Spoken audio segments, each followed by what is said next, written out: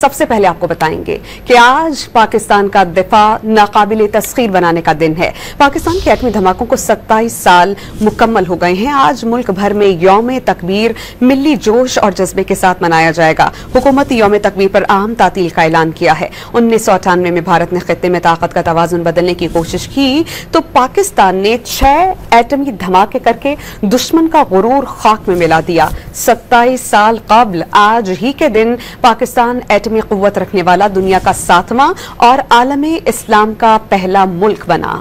भारतीय बर्तरी को खाक में मिलाने का दिन आज मुल्क भर में यौम तकबीर भरपूर जोश और जज्बे से मनाया जाएगा। यौम तकबीर हमारी कौमी तारीख का वो सुनहरा दिन है जिस दिन पाकिस्तान आलम इस्लाम की पहली एटमी कुव्वत के तौर पर उभरा, जिस दिन पाकिस्तान का दिफा नाकाबिले तस्खीर हो गया और जनूबी एशिया में ताकत का तवाजुन कायम हो गया। 11 मई 1998 को भारतीय एटमी धमाकों ने जहां हमसाया मुल्क के जारहाना अज़ाइम को मुकम्मल तौर पर बेनकाब किया, वहां खित्ते में ताकत के तवाजुन और अमन को भी शदीद धचका पहुंचा। वतन अजीज के दिफा और कौमी सलामती का तकाजा था कि तमाम तर मसलहतों और दबाव को बालाए ताक रखते हुए मुल्की मफाद के पेश नजर मुश्किल फैसले किए जाएं। 28 मई 1998 को उस वक्त के वजीर आजम नवाज शरीफ की क़यादत में पाकिस्तान ने चागी के पहाड़ों में यके बाद दीगरे एटमी धमाके करके हमसाया और दुश्मन मुल्क भारत की बर्तरी का गुरूर खाक में मिला दिया। हुकूमत ने यौम तकबीर पर मुल्क भर में आम तातील का ऐलान किया है।